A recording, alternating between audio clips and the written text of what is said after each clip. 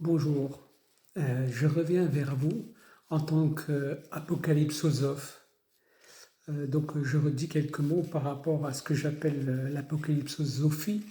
Donc on est pour moi depuis 2000 ans, pour ce qui concerne les chrétiens, dans ce qu'on appelle les temps qui sont les derniers. On ne sait pas encore pour combien de temps, 10 minutes, quelques siècles, quelques millénaires, c'est sans importance.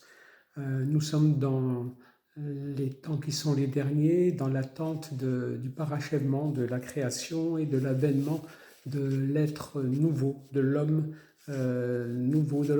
pleinement accompli, tel que le Créateur est en train de le réaliser. Donc il y a eu pour nous les chrétiens un événement central qui s'est produit au cours de l'histoire de l'humanité. Bien sûr, c'est la venue de Jésus-Christ au milieu de nous, Jésus-Christ que nous regardons comme véritablement homme et véritablement Dieu. Donc Jésus-Christ qui est venu apporter un certain nombre de choses, révéler un certain nombre de choses à l'humanité. C'est le Créateur venu au milieu de ses créatures, partager avec ses créatures leur vie, l'ordinaire de leur existence et l'extraordinaire de leur existence. Alors, ce que Jésus-Christ nous a révélé, il nous a révélé d'abord l'identité de Dieu. On le voit notamment lorsque un des disciples du Christ, Philippe, demande à Jésus de nous montrer le Père, puisque Jésus a dit que Dieu était Père. Jésus répond à Philippe, mais qui me voit, voit le Père.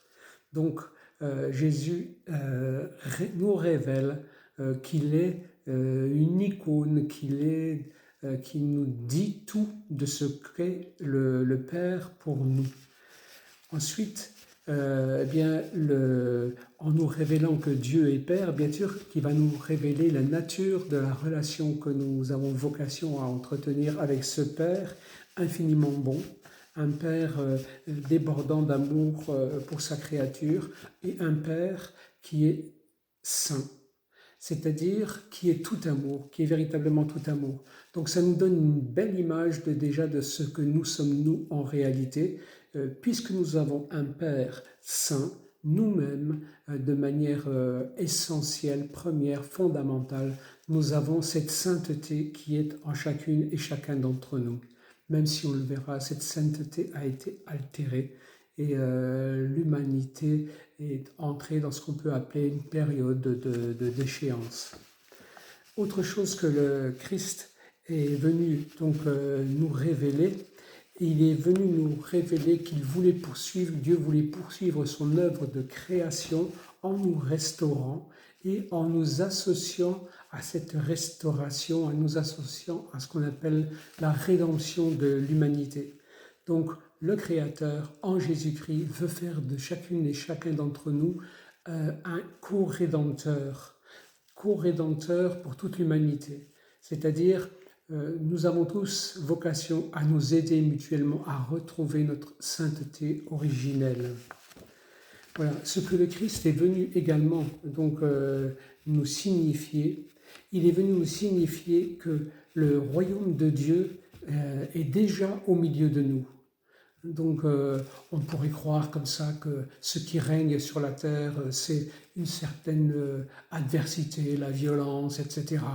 Le Christ nous dit que notre monde est sous la domination du prince de ce monde, ce qui est une manière de dire qu'il est sous la domination du prince des ténèbres.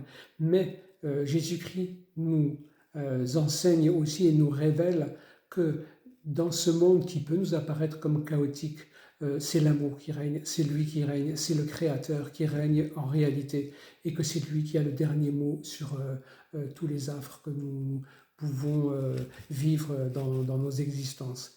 Alors comment il nous révèle que l'amour règne et que Dieu règne dans nos existences? Eh bien le Christ nous signifie qu'il est venu vaincre lui-même le péché qui était la source de la dégradation de notre condition. Donc il est venu vaincre le péché. Comment? En n'étant jamais pécheur lui-même. confronté à la plus grande difficulté, à la plus grande adversité, à toutes les horreurs dont les hommes sont capables, lui-même a persisté jusqu'à l'ultime dans l'amour sur la croix. Et il a continué à vivre dans le pardon, dans la bénédiction, dans l'espérance jusqu'à l'ultime de son existence. Il a également remporté la victoire sur Satan, puisque c'est Satan qui était à la manœuvre dans toutes les trahisons, dans tout le mal que l'humanité lui a fait et dans le mal que l'humanité se fait à elle-même. Et donc, il n'a laissé aucune prise à Satan sur sa propre existence. Et en cela, je dirais, il a laissé ce prince des ténèbres mourir de faim, puisqu'il ne lui a rien donné en nourriture. Et ensuite, bien sûr, le Christ, après avoir été mis au tombeau, une fois décédé sur la croix, il est allé visiter toute notre humanité depuis le vieil Adam. On nous dit qu'il est descendu aux enfers et qu'il est ressuscité le 3e jour. Donc il a vaincu la mort. De tout cela, nous sommes les grands héritiers. Et c'est quelque chose d'extraordinaire dans notre condition d'hommes et de femmes. Nous sommes les héritiers de toutes ces victoires remportées en Jésus-Christ, par Jésus-Christ, pour chacune et chacun d'entre nous. Ça n'est pas tout. Il a ensuite voulu nous offrir des cadeaux inestimables. Il nous a intégrés à son corps. Il a fait de chacune et chacun d'entre nous les membres de son corps. Nous lui appartenons, nous sommes agrégés à sa personne et donc nous partageons avec lui son identité divine. Lui est le seul prêtre qui existe dans l'univers, seul prêtre qui a apporté la rédemption à toute l'humanité. Eh bien nous participons à ce sacerdoce puisque nous sommes les membres de son corps. De chacune et chacun d'entre nous dépend la rédemption du monde. C'est un don qui nous est fait, c'est un cadeau qui nous est fait.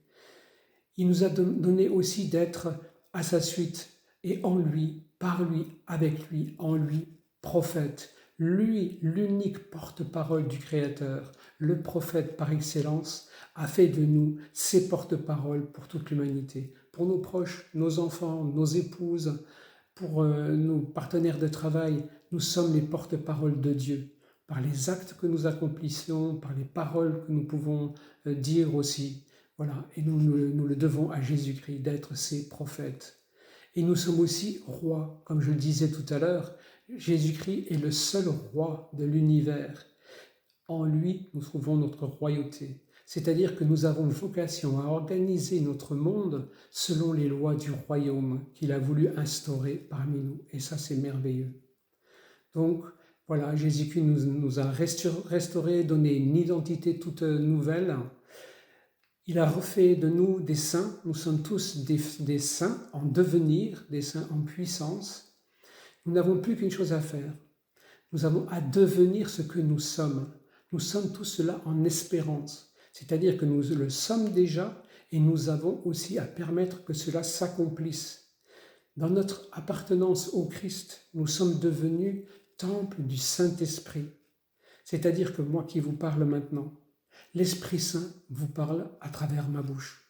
Même si je suis un être pécheur, même s'il me reste encore beaucoup à accomplir pour devenir ce prêtre, ce prophète, ce roi, ce saint que je suis, eh bien, déjà, le Saint-Esprit parle par ma bouche, exactement comme il parle par la vôtre quand vous vous adressez avec amour à vos enfants, à votre conjoint. C'est cela que nous sommes. C'est l'humain a une dignité absolument inimaginable. C'est extraordinaire.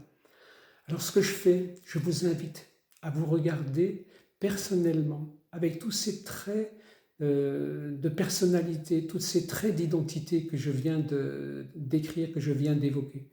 Je vous invite à vous regarder personnellement comme ça, à vous accaparer tout cela, à le prendre, parce que ce n'est pas le tout qu'on vous le donne, qu'on nous le donne. Encore faut-il que nous le prenions et que nous en vivions. Donc prenez tous ces traits de personnalité et d'identité qui sont les vôtres aujourd'hui. Vivez-en, soyez-en heureux, fiers, mettez-les en œuvre. Et aussi, bien sûr, regardez tous vos semblables avec cette identité tout à fait spécifique. Quand vous croisez un homme ou une femme dans la rue, c'est pas n'importe qui que vous croisez, c'est un frère Et c'est quelqu'un qui a toutes ces qualités de sainteté, de la dimension sacerdotale, royale, prophétique. C'est un ressuscité en puissance. La grâce de la résurrection est déjà à l'œuvre dans cette personne, même si elle demeure mortelle, sa mort ne sera qu'un passage comme la nôtre. Donc, quand je regarde quelqu'un que je croise, eh bien, mon regard va beaucoup plus loin que ce sur quoi mes yeux pourraient s'arrêter. Son esthétique, ce que je peux percevoir de ses traits de caractère, etc. Il est beaucoup plus que ça, celui que je croise dans la rue, ou celui qui est mon partenaire de travail. Eh bien, si je le regarde comme ça, je vais l'aider à advenir, je vais le faire advenir. Et c'est vrai pour nous entre chrétiens, mais c'est vrai aussi pour toute l'humanité, puisque le Christ, dans sa mort et dans sa résurrection, a baptisé toute l'humanité. Nous-mêmes, chrétiens, nous vivons de la grâce de notre baptême, nous célébrons le baptême, nous l'approprions, nous l'accueillons d'une certaine manière. Nombre de personnes sur la planète n'ont pas cette conscience d'avoir été immergées dans la mort et la résurrection au moment de la mort et de la résurrection de Jésus-Christ. À nous de le leur révéler par nos attitudes de ressuscité, par nos propos de ressuscité. Voilà, donc je ne peux que nous encourager tous à marcher sur ce chemin avec beaucoup de joie, beaucoup de sérénité.